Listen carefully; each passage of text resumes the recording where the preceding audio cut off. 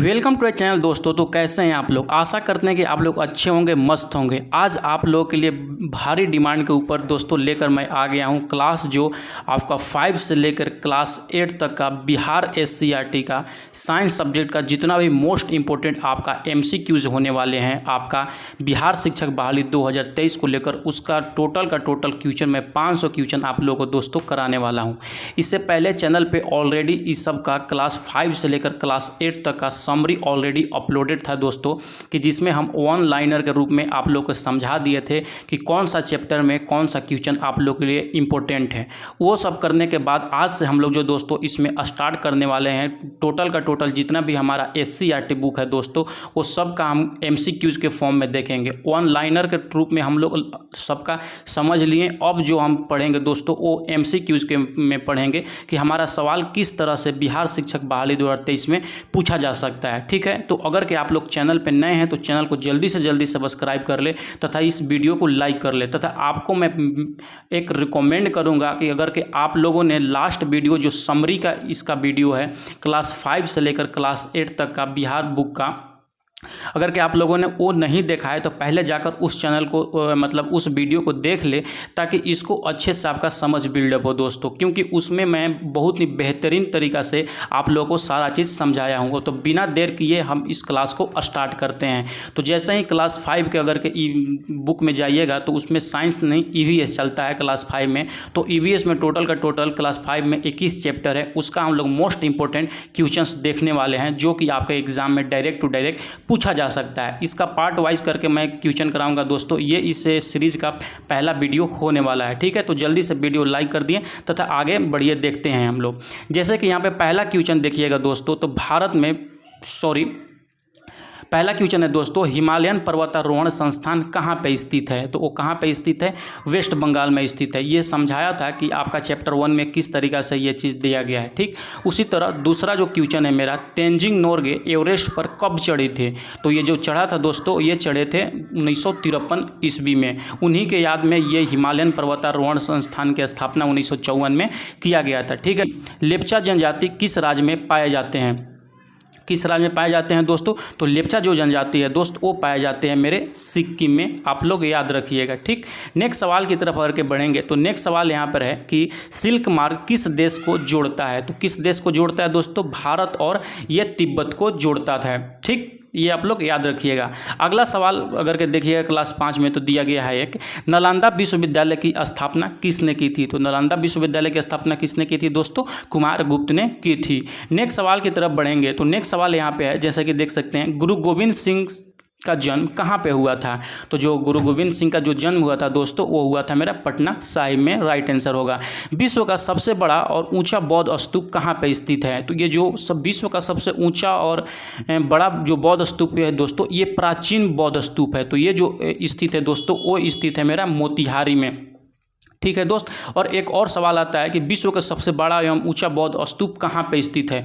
तो ये जो मोतिहारी में स्थित है ये सबसे प्राचीन है दोस्तों, और जो सबसे बड़ा है वो अफगानिस्तान के वामियाम मूर्ति आप लोग जानते होंगे बौद्ध का, वहाँ पे है। ठीक, नेक्स्ट सवाल की तरफ बढ़ते हैं। नेक्स्ट सवाल है कि मलेरिया में इलाज के लिए कौन सा पौधा असरदार होता है? ऑप्शन जैसे कि देख सकते हैं, तो राइट मेरा आंसर हो जाएगा ऑप्शन B और C, सिनिकोना और कुनैन, दोनों एक ही पौधे से एक दूसरे से प्राप्त किए जाते हैं। ठीक, नेक्स्ट सवाल की तरफ बढ़ते हैं। नेक्स्ट सवाल मेरा क्वेश्चन नंबर 9 है, नाथुला दर्रा किस राज्य में स्थित है? तो नाथुला दर्रा किस राज्य में स्थित है दोस्त? तो वो मेरा स्थित है सिक्किम में। ठीक, वाल्मीकि राष्ट्रीय उद्यान किस लिए प्रसिद्ध है? तो वो प्रसिद्ध है मेरा, किस लिए प्रसिद्ध है दोस्तों? तो वो मेरा टाइगर रिजर्व है, वाल्मीकि राष्ट्रीय उद्यान।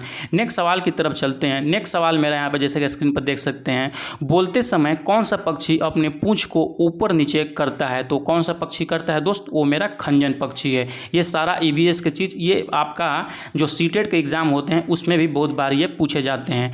नेक्स्ट सवाल है कि बिश्नोई जनजाति किस राज्य में पाए जाते हैं? तो बिश्नोई जनजाति जो पाए जाते हैं दोस्तों वो पाए जाते हैं राजस्थान में। मेरा राइट आंसर होगा। नेक्स्ट सवाल है कि मलेरिया परजीवी का खोज किसने किया था? तो ऑप्शन देख सकते हैं, इसमें जो राइट मेरा हो जाएगा दोस्त वो हो जाएगा मेरा रोनाल्ड रॉस में। कांवर झील पक्षी विहार किस राज्य में स्थित है?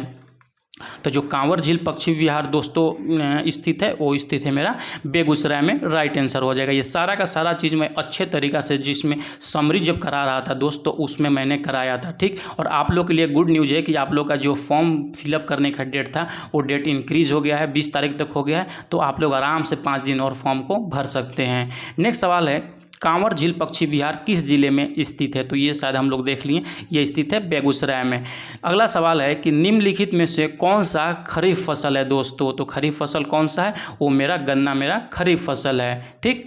अगला सवाल की तरफ करके बढ़ेंगे तो अगला सवाल है मेरा विश्व विकलांगता दिवस कब मनाया जाता है? तो विश्व विकलांगता दिवस जो मनाया जाता है 3 दिसंबर को। तो ये जो सवाल थे दोस्तों, इतना का सवाल मेरा क्लास 5 के ईवीएस से निकल कर आता है, जो कि आपका टीआरई के लिए मोस्ट इम्पोर्टेंट हो सकते हैं, जो कि आपका डायरेक्ट टू डायरेक्ट एग्जाम में पूछा जा सकता है। इसी तरह अगर कि हम अगला क्लास में बढ़ते हैं तो अगला क्लास में अगर जैसे ही आइएगा दोस्त, तो उसमें अगला क्लास में यानी क्लास 6 में जब आइएगा साइंस में, तो उसमें टोटल चैप्टर 18 है और 18 चैप्टर से हम जो भी मोस्ट इंपॉर्टेंट सवाल है उसको इसमें देखने वाले हैं, ठीक। जैसे कि छठा क्लास का अगर आइएगा तो पहला जो एमसीक्यूज यहाँ पे निकल के आते हैं दोस्तों, वो निकल के आते हैं मेरा कि सरसों का खाने योग्य भाग कौन सा होते हैं? तो जो सरसों का खाने योग्य भाग होता है दोस्तों, तना, पत्ती, बीज, इनमें से सभी होता है। यानी कि सबको लोग कुछ एक साग बनाकर, किसी का तेल, किसी का कुछ बनाकर खाते रहता है, ठीक। मधुमक्खी शहद कैसे बनाती है? नेक्स्ट सवाल है मेरा दोस्तों। तो मधुमक्खी शहद जो बनाती है वो फूलों के रस से बनाती है। ये सारे चीज़ों को समरी में मैंने अच्छे तरीके से समझाया है। ओमनीवोरस क्या होता है? तो ओमनीवोरस जो आपको पता होगा दोस्तों, जो मतलब शाकाहारी भी होता है और मांसाहारी भी होता है, उसको हम बोलते हैं ओमनीवोरस। यानी कि जो दोनों खाता है हम उसको बोलते हैं ओमनीवोरस दोस्त। नेक्स्ट सवाल की तरफ बढ़के बढ़ेंगे तो नेक्स्ट सवाल है दोस्त कि प्राकृतिक तंतु किससे प्राप्त होता है? तो जो प्राकृतिक तंतु है दोस्तों वो प्राप्त होता है पौधे से भी और जंतु से भी। तो वो मेरा राइट आंसर हो जाएगा ए और बी। यानी प्राकृतिक तंतु जो डायरेक्ट टू डायरेक्ट हमको नेचर से प्राप्त होते हैं दोस्तों, उसको प्राकृतिक तंतु बोलते हैं, ठीक।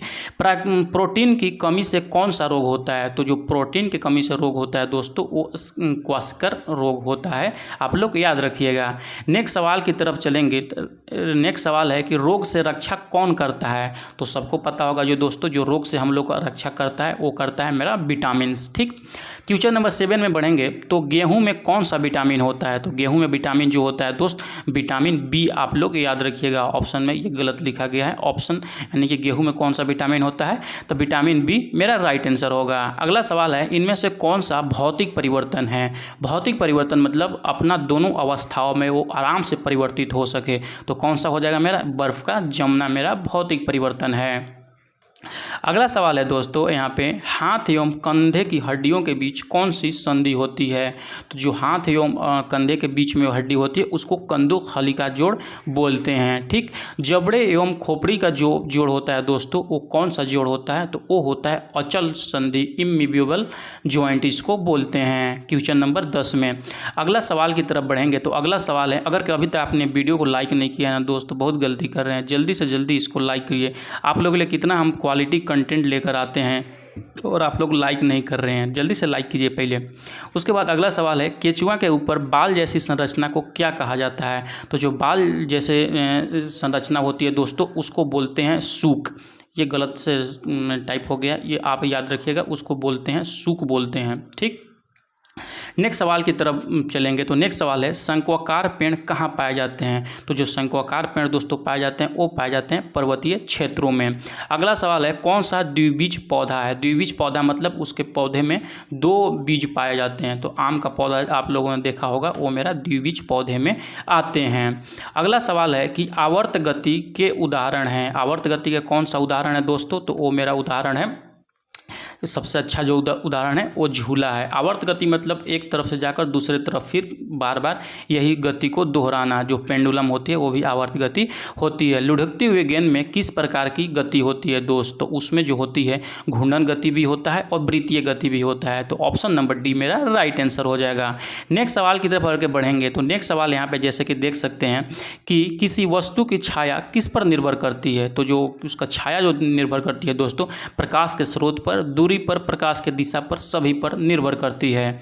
अगला सवाल है वह विटामिन जो हमारी दृष्टि के लिए अच्छी होती है। हमारी दृष्टि के लिए कौन सा विटामिन? विटामिन ए सबसे अच्छा होता है, ठीक। अगला सवाल है कि शरीर की वृद्धि करने में कौन सा पोषक तत्व सहायक होता है। तो जो शरीर की वृद्धि करने में जो पोषक तत्व सहायक होता है दोस्तों, वो है मेरा प्रोटीन। इसीलिए जिम्नास्टिक को बोला जाता है कि ज़्यादा से ज़्यादा आप लोग प्रोटीन का सेवन करें। ठीक, अगला सवाल है कि पोषक जो हमारे शरीर की वृद्धि और अनुरक्षण के लिए आवश्यक है वो क्या कहलाते हैं। वो कहलाते हैं मेरे प्रोटीन और विटामिन। राइट आंसर हो जाएगा ऑप्शन नंबर बी। अगला सवाल की तरफ चलेंगे तो अगला सवाल है विटामिन कितने प्रकार के होते हैं दोस्तों। तो विटामिन मेरा टोटल का टोटल 13 प्रकार के होते हैं, आप लोग याद रखिएगा। ठीक, उसके बाद अगला सवाल की तरफ चलेंगे तो वह खनिज जो अस्थियों के लिए आवश्यक है।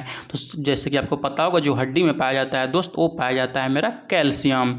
अगला सवाल की तरफ बढ़ के बढ़ेंगे तो अगला सवाल है मेरा दोस्तों यहाँ पे, हमारे शरीर को जल की आवश्यकता क्यों होती है। तो जल की आवश्यकता क्यों होती है, क्योंकि जल भोजन से पोषक तत्वों का अवशोषण करके हमारे शरीर में मदद करती है, अवशोषण करने में पोषक तत्वों को। ठीक, और जो उसके बाद उसका काम है दोस्तों, जो हमारे शरीर में दूषित चीज़ होते हैं उसको पेशाब और पसीना के माध्यम से बाहर निकालता है। तो ऑप्शन नंबर डी, ए और बी राइट आंसर होगा। ठीक, नेक्स्ट सवाल की तरफ बढ़ के चलेंगे तो नेक्स्ट सवाल यहाँ पे मेरा आता है कि हमारे शरीर को पौष्टिक भोजन की आवश्यकता क्यों होती है। तो ऊर्जा प्राप्त करने के लिए, वृद्धि करने के लिए, या स्वस्थ रहने के लिए। तो ये मेरा राइट आंसर हो जाएगा इनमें से सभी के लिए हमारा पौष्टिक भोजन करना बहुत ज़रूरी है। ठीक, अगला सवाल है कौन सा विटामिन हमारे शरीर में सूरज के प्रकाश को से बनता है। सूरज के प्रकाश से बनता है दोस्तों, तो वो मेरा बनता है विटामिन डी। यहाँ पे राइट आंसर हो जाएगा। अगला सवाल है दाल, दूध, अंडा, मछली और सोयाबीन में कौन सा पोषक तत्व पाया जाता है। तो ये सबको पता है, वो पाया जाता है मेरा प्रोटीन पाया जाता है दोस्तों। ठीक, नेक्स्ट सवाल की तरफ बढ़ के चलेंगे तो नेक्स्ट सवाल मेरा यहाँ पे बन के आता है कि चाय बनाते समय चाय की पत्तियों को किसके द्वारा पृथक किया जाता है। तो सबको पता है वो उसको छलनी से छानकर अलग कर लिया जाता है, जिसको बोला जाता है द्रव से चालनित्र। ठीक, अगला सवाल है किसी द्रव को उसी वाष्प में परिवर्तन करने की प्रक्रिया को उसके वाष्प में परिवर्तन करने की प्रक्रिया क्या कहलाता है। तो उसको कहलाता है दोस्तों वाष्पन। आप लोग याद रखिएगा। नेक्स्ट सवाल है यहाँ पे, जैसे कि देख सकते हैं किसी तरल मिश्रण में भारी ठोस पदार्थों के नीचे बैठने की प्रक्रिया को क्या कहा जाता है। तो किसी तरल पदार्थ यानी कि पानी में कोई भारी चीज़ नीचे ज़मीन में बैठ जाता है उसके पेंदी में, तो उसको तल में बैठ जाता है, तो उसको बोलते हैं हम दोस्तों, क्या बोलते हैं, उसको बोलते हैं हम अवसादन। मेरा राइट आंसर होगा। ठीक, अगला सवाल की तरफ करके बढ़ेंगे तो अगला सवाल मेरा जैसे कि देख सकते हैं यहाँ पर, एक ठोस पदार्थ का सीधे गैस में परिवर्तन हो जाना क्या कहा जाता है दोस्तों। तो उसको कहा जाता है मेरा ऊर्ध्वपातन। आप लोग याद रखिएगा।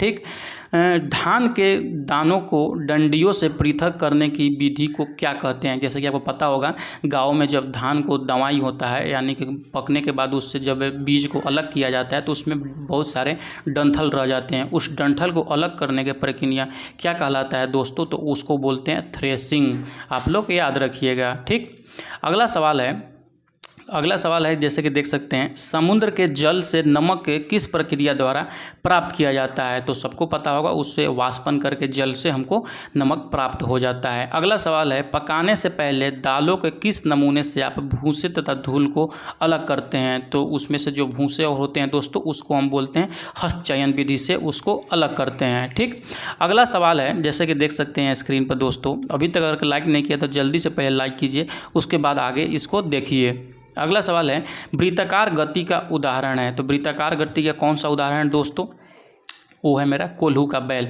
जैसे पता होगा जब गांव घर में दवाई होता है या ईख से उसका रस निकाला जाता है तो बैल को चारों तरफ घुमाते हैं, उसी को बोलते हैं कोल्हू का बैल। अगला सवाल है निम्नलिखित गतियों में से कौन सी गति निश्चित समय अंतराल के पश्चात नहीं दोहराई जाती।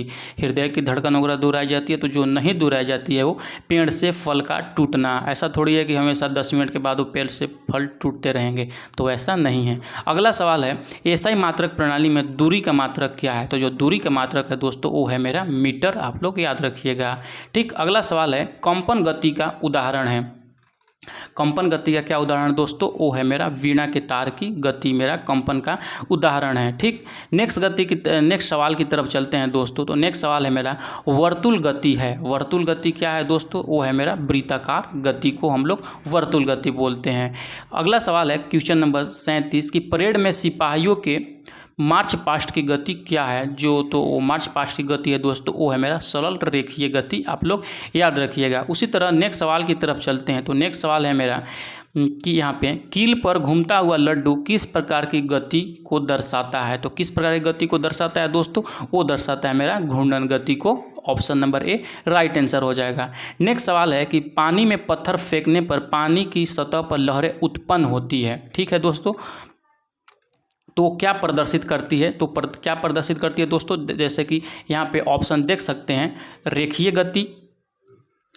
गति, वृत्ताकार गति, कंपन की गति, या इनमें से कोई नहीं। तो ये जो प्रदर्शित करती है दोस्तों, वो प्रदर्शित करती है कंपन की गति। आप लोग याद रखिएगा, थोड़ा सा इसको ऑप्शन में इधर उधर हो गया है, तो आप लोग इसको याद रखिए, यानी कि कंपन की गति को वो मतलब प्रदर्शित करता है। ठीक, कंपन की गति को कहते हैं। अगला सवाल है मेरा यहाँ पे, जैसे कि देख सकते हैं, जो कंपन की गति होती है दोस्तों, उसको हम लोग क्या कहते हैं, उसको जो हम लोग कहते हैं, उसको कहते हैं दोलन की गति। आप लोग याद रखते हैं। आशा करता हूँ कि आप लोग ये वीडियो पसंद आया होगा। कैसा लगा वीडियो कमेंट सेक्शन में ज़रूर बताइएगा, तथा जैसे ही क्लास 5 से लेकर क्लास 8 तक का सारा चैप्टर वाइज ख़त्म हो जाता है, तो साथ में इसके मैं आप लोग को एक मिसलेनियस चलाऊंगा, जिसमें सारे चैप्टर्स का क्वेश्चन होंगे, तथा कुछ क्वेश्चंस मैं अपने खुद से रिसर्च करके इसमें डालूंगा और आप लोगों को दूंगा, जो कि आपके बीपीएससी टीआरए के लिए बहुत हेल्प होने वाली है दोस्तों। तो कैसा लगा वीडियो, फीडबैक में जरूर बताया। चलिए, तब तक के लिए पढ़ते रहिए, आने वाले वीडियो के लिए इंतजार कर रहिए, तब तक के लिए पढ़िए। मिलते हैं नेक्स्ट वीडियो में। जय हिंद।